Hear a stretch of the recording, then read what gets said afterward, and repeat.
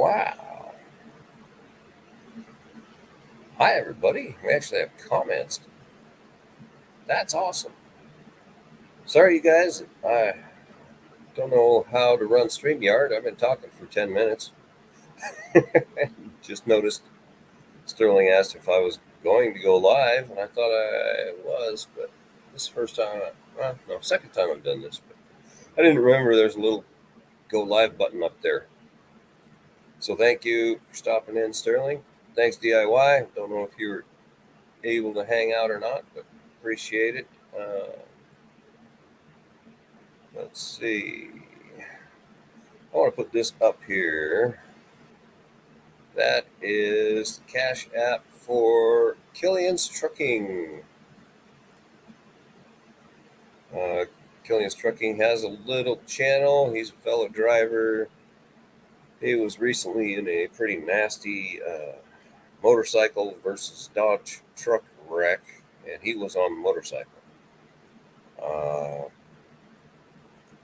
Broken hip and a lot of other problems, and was air flighted out of the accident. So, he's out of work for a while. He's rehabbing a replacement hip and other things.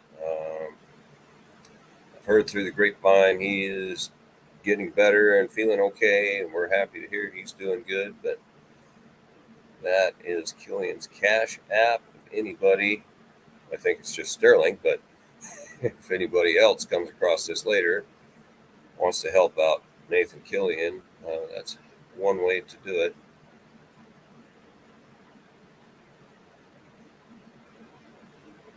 So, thanks for coming in, Sterling.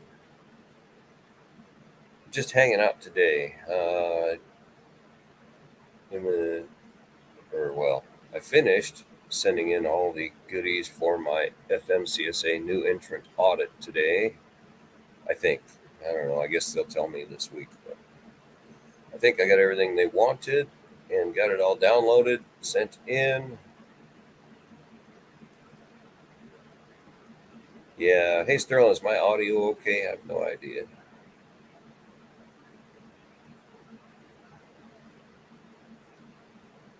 And which direction are you headed, Sterling? You coming through here anytime soon?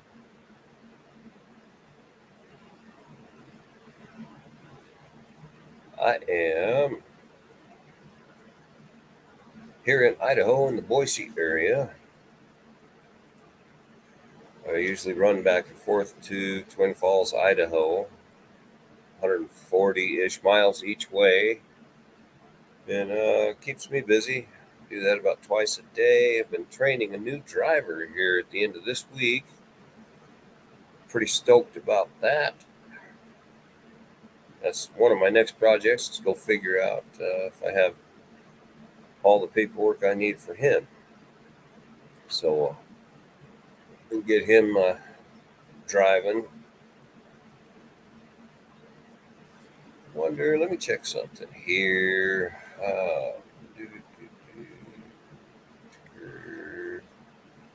Edit. Oh, I guess that's it. Cool. We'll do that. Just trying to see if that ticker would have a slower speed or not, but whatever. Excuse me. All right.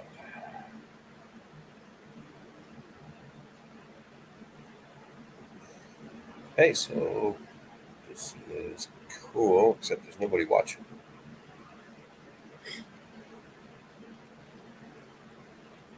Good time to scratch my nose. Right on.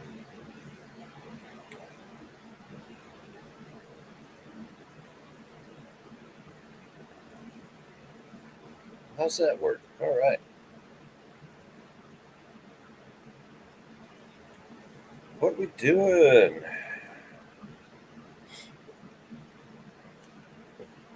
Up there, right on.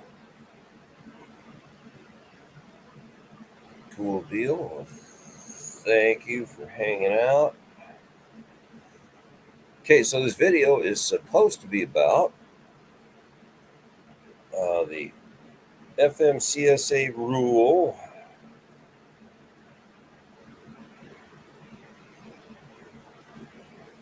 It's going to be my new favorite. I know there's a lot of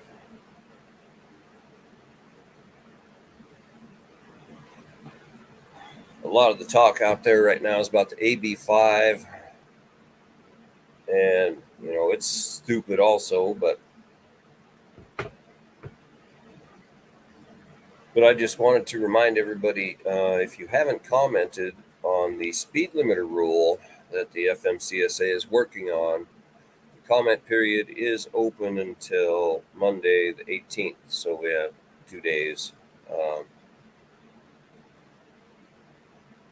They're going to cause a ton of problems. I don't know what they even think they're fixing by limiting the speed of all the semi trucks, but I know it's going to cause backed up traffic. It's going to cause unsafe situations. There are several times a day in the short run that I do that it's important for me to be able to accelerate past the speed that I'm cruising at. Because this may be a news flash. Most professional drivers pay attention to what's going on around them. They look far ahead and they try and anticipate the way traffic's going to flow, or at least I do, and I know many others that do. Oh yeah, there are a lot of people out there. They set the cruise control and barely look up from whatever they're reading on their phone or watching on their phone, or whatever. They get tunnel vision. But I know, like I said, several times a day, I accelerate to try and allow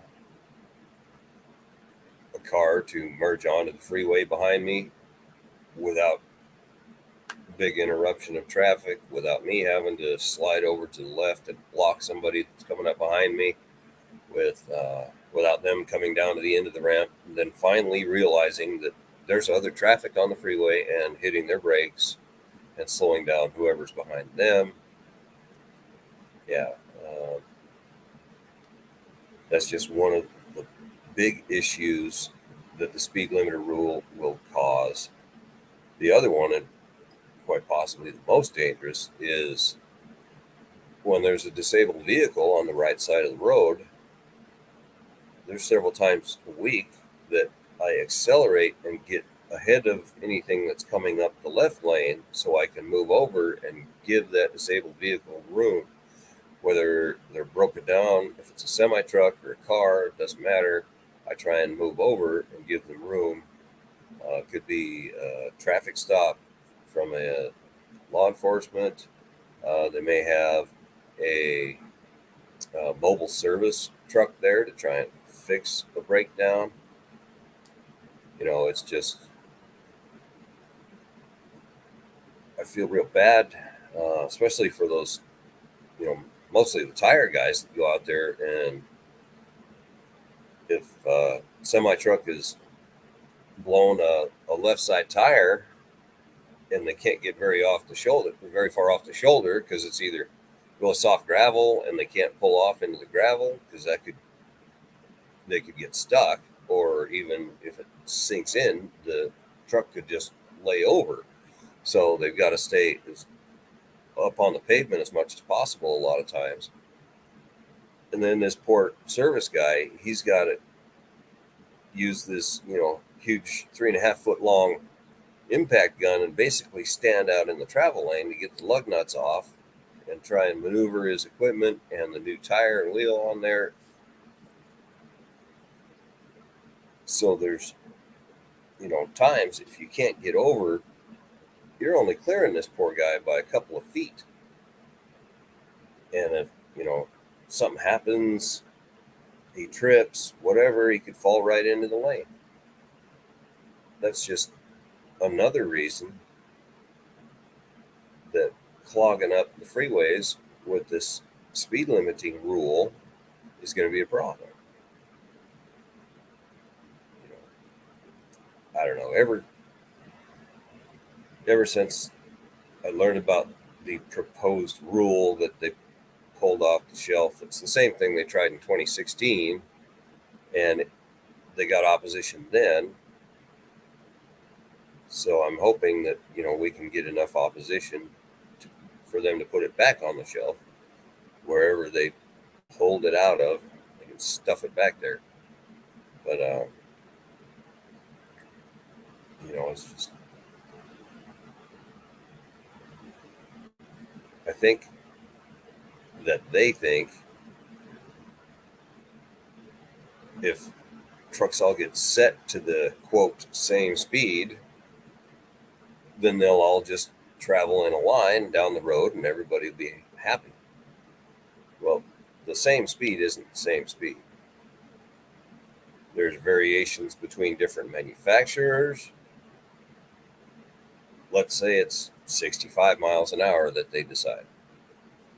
A Freightliner at 65 miles an hour might be, in actuality, traveling a little bit different than a Kenworth that is set at 65 miles an hour. So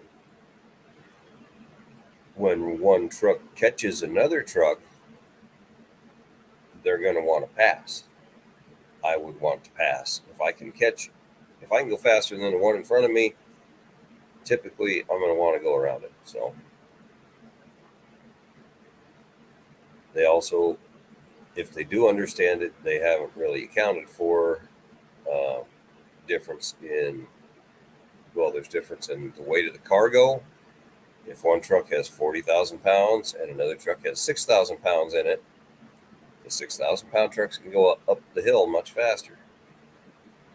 So, and if you have a bunch of rolling hills, you're going to get the 40,000 pound truck can probably coast down faster than the 6,000 pound truck. Start up the next hill, and then the 6,000 pound truck will start to pass the 40,000 pound truck. But if they top the hill and go back down, then they're going to swap places. They're going to run side by side, just going back and forth for miles and miles, stacking up traffic behind them. And there's no reason for that. When if the lighter truck going up the hill could actually use their throttle,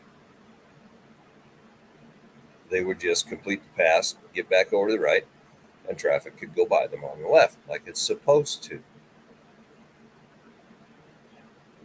They're going to create so many more interactions. And by interactions, I mean, or I think the definition for the insurance companies is one truck or one vehicle going by another vehicle. So they're going to create so much more of that, and they're going to have people get impatient. Not that they already aren't, but they're going to get more impatient, do more silly maneuvers, pass on the shoulder, and you get on a 2-lane highway where you're going to stack up, 4, 5, 6 trucks in a row. You're going to get somebody that's going to try and pass them all. They can't even see what's oncoming, but they're going to whip out there and try and get past all these trucks. There's going to be more problems, and I don't even think they're solving any of them.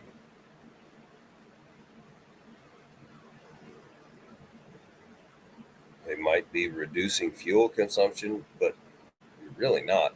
Most people out there right now, with the way fuel prices are setting their own speed less than the speed limit in a lot of instances. I do. I usually cruise at 65.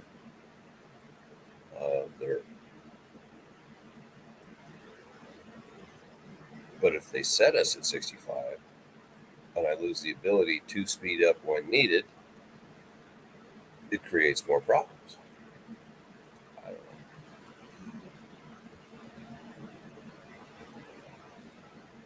It's more of the government solving problems that don't exist. We're seeing a ton of problems with the logistics industry right now. And now we have this AB5 law in California that is causing a lot of problems. And roughly 60% of the imports into this country come through the ports in California.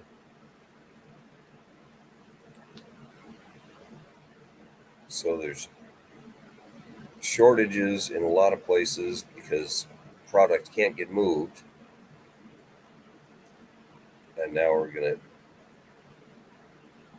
take longer to get it off the ports into the logistical stream.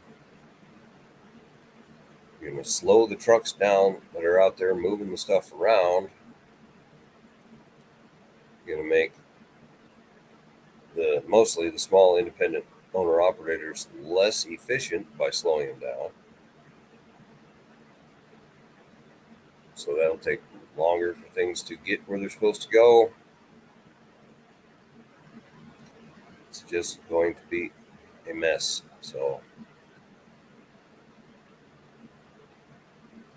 But I've had about enough time yapping about this thing. Please support Nathan Killian. His Cash App is scrolling on the bottom of the screen. Throw a few bucks his way if you can afford it.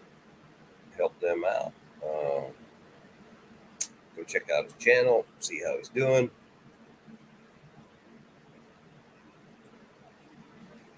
I've got a ton of paperwork to go finish up this weekend, so I'm going to get working on that. Thanks for all my viewer. That would be Sterling hanging out. Glad to see DIY was in here earlier.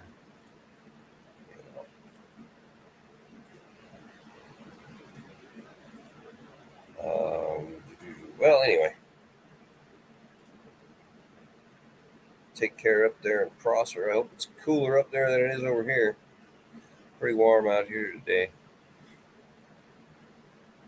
So, look up FMCSA-2022-0004. Make a comment about what you think on it. And just use your voice. It's the only opportunity you have to put your opinion to the FMCSA for this speed limiting rule. Once this comment period is over, they're going to go huddle up and probably do whatever they were going to do anyway. But, take a few minutes, put your opinion out there, tell them what you think. You can do it anonymously if you want on their website, or you can tell them who you are. And I'd recommend keeping it intelligent and professional and not telling them what you exactly think about them probably, but the more comments, the better, no matter what you say, I would think. So they are mandated to read all of the comments. That doesn't mean that anybody that can help make a decision is going to read them, but they do have to go through them all. So at the very least, if everybody gets on there and comments, we can keep them busy, at least hearing what we think. So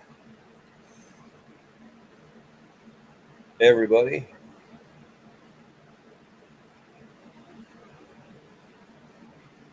y'all take care. Sterling, yeah, let me get a few things taken care of here and I'll get back on here. Or you can get on and I'll come to you with you. All right, I'll be back.